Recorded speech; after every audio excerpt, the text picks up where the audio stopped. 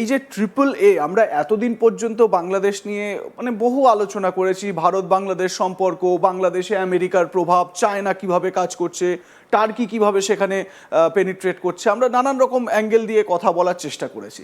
কিন্তু এই যে ট্রিপল এ, যেটা আপনি প্রথমবারের জন্য সম্ভবত বাংলা মিডিয়াতে এই বিষয়টা আনলেন, এই ট্রিপল এটা কি সেটা যদি একটু ডেসক্রাইব করেন।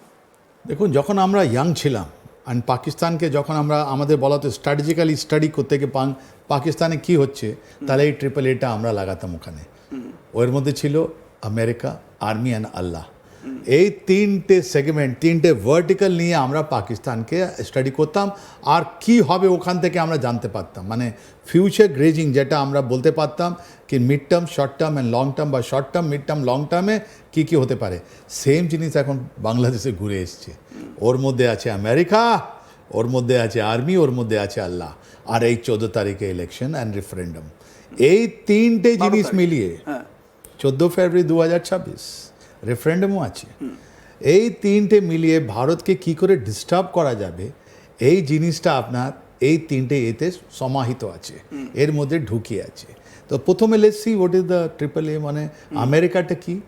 খুব সুন্দরভাবে দেখুন, ডিসেম্বর 25, এই দেশে কিছু এক মাস আগে, গত বছর ডিসেম্বর 25, এক মাস আগে বাংলাদেশের ঢাকায় আমেরিকান এম্বাসিতে ওদের পলিটিক্যাল অ্যান্ড ইকোনমিক অ্যাডভাইজার, যদি ছবি থাকে আপনি দেখিয়ে দিন, উনি, হ্যাঁ এই দেখুন এরিক গেলান যিনি আছেন, ইনি সাহেব একজন ওখানকার সাংবাদিককে ডাকলেন আর অনেকগুলো কথা বলবেন।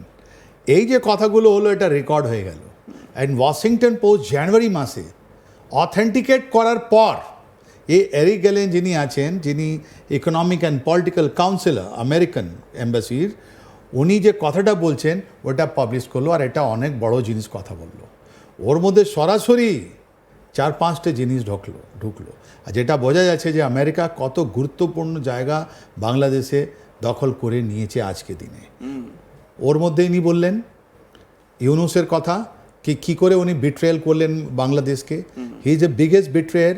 ওর নিজের একটা ছবি চমকিয়েছে, ওনার একটা আছে কি নাম, নোবেল লরিয়েট আছেন, আর ওইটা এখনও রয়ে গেছে, রাইট। আর ওইটা ইস্তেমাল করে উনি কি করে বাংলাদেশের যতগুলো ইন্টারেস্ট আছে ওটা বিক্রি করে দিয়েছেন। এটা প্রথম কথা ও বলছে। দ্বিতীয়, ও কথা বলছে যে এই যে ইউনুস আছেন, ইউনুসের সঙ্গে অনেকগুলো প্রবলেম ছিল। ওনার সঙ্গে আর্মি ছিল না, ওনার সঙ্গে বিএনপি ছিল না, ওনার এনসিপি একটা পলিটিক্যাল পার্টি হিসাবে ইট ইজ এ ফেলিয়ার বলছেও। এই আপনার কূটনীতিক, আমেরিকান কূটনীতিক এটা কথাটা বলছে যে এটা এনসিপি টেক অফ করতে পারেনি, তাই মানে এনাকে লন্ডনে গিয়ে তারেক রহমানের সঙ্গে নেগোশিয়েট আর খুব সাকসেসফুলি নেগোশিয়েট করেছেন। তার মানে কী লেনা দেনা হয়েছে এটা আপনি এখন 12 তারিখের পর আপনি বুঝতে পারবেন।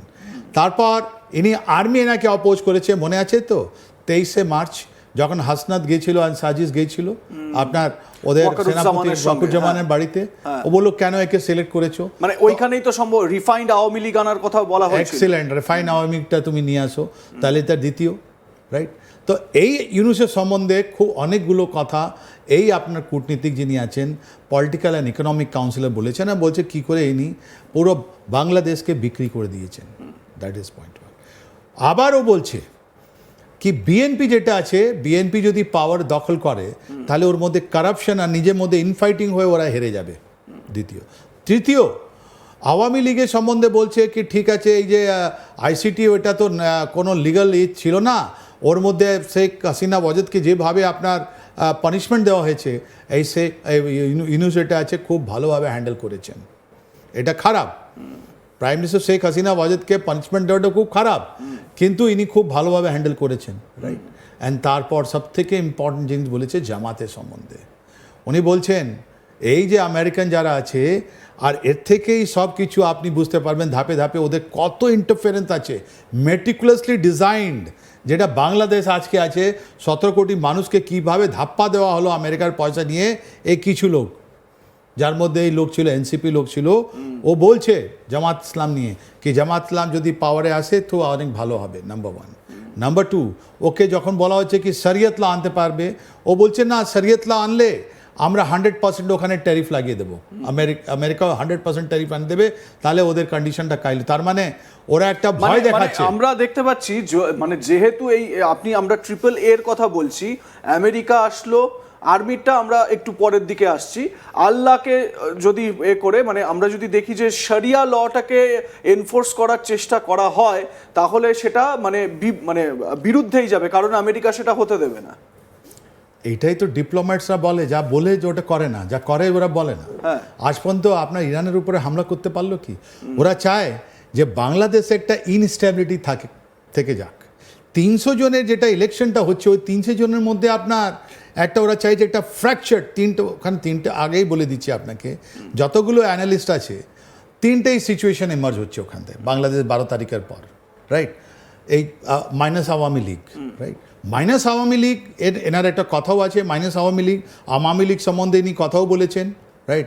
ইনি বলেছেন যে শেখ হাসিনা যাওয়াটা খুব ভালো, বিকজ মনে আছে 2024-এ যখন ইলেকশন হয়েছিল, এই আমেরিকা সবাইকে আপনার বলেছিল আমি তোমাকে ভিসা দেবো না, তোমাদেরকে ঢুকতে দেবো না, তোমার পার্সোনাল নন গ্রাটা হয়ে যাবে, এই আমেরিকা। আর তারপর পয়সা দিয়ে দিয়ে দিয়ে মানুষকে ভড়কিয়ে আজকে বাংলাদেশে হালত করেছে, রাইট? তা এই যে কথা যেটা আমেরিকা যেটা করেছে আপনার ওখানে, বাংলাদেশে যেটা করেছে, যে এক্সপেরিমেন্ট করেছে, পুরো ওদের ডেমোক্রেসিটা ধ্বংস করে দিয়েছে। ওরা চায় না ওখানে ডেমোক্রেসিটা আসুক। ডেমোক্রেসি আসলে ও চাইছে লিবিয়ার মতন কন্ডিশন হোক। তার মানে আমেরিকা চাইছে ইউনুসের সঙ্গে এই আমাদের বাংলাদেশের 4-5খানা ফাড় হয়ে যাক, একটা চট্টগ্রাম হয়ে যাক, একটা রংপুর হয়ে যাক, একটা সেন্ট্রাল বাংলাদেশ হয়ে যাক, একটা সাউথ ওয়েস্ট বাংলাদেশ হয়ে যাক, এরকম কথা আছে। এরা যেরকম আপনার লিবিয়াতে করলো, যেরকম এরা ইরাকে করলো আমেরিকানসরা, এরা চায়, তাই জন্য চায়নার উপরেও কথা আছে ওর মধ্যে। বলছে যদি বাংলাদেশকে বুঝতে হবে কি যদি ওরা চায়নার দিকে যায়, তাহলে আবার আমরা ওদের উপরে আমরা আরও ট্যারিফ বাড়াবো। তার মানে ট্যারিফ একটা ভয়ের সন্ত্রাস। মানে আমি উপনিবেশবাদ করে দিচ্ছি বাংলাদেশকে। Bangladesh no more an independent country under Yunus. ও আমেরিকার শ্যাডোতে আছে। তার মানে আমেরিকা যে আগে পাকিস্তানে করতো, আজ আমেরিকা যতগুলো জিনিস আছে আপনার বাংলাদেশের মধ্যে করছে। এটা একটা ফার্স্ট আপনি যেটা বলছেন। আর এরা যেটা চাইছে যে লিবিয়ার মতন, ইরাকের মতন, সিরিয়ার মতন, যেখানে আফগানিস্তানের মতন, যেখানে আমেরিকা গেছে, ওটা ওই ইসলামিক দেশকে ধ্বংস করে দিয়েছে।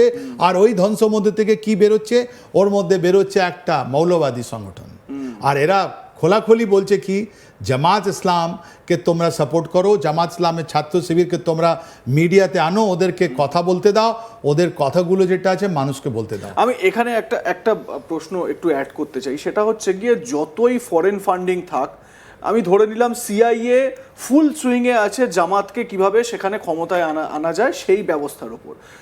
একটা সরকারকে মানে এরকমভাবে তৈরি করা কি মানে, আর বিশেষ করে জামাতের মতন সংগঠন যাদের রাজনৈতিক কোনো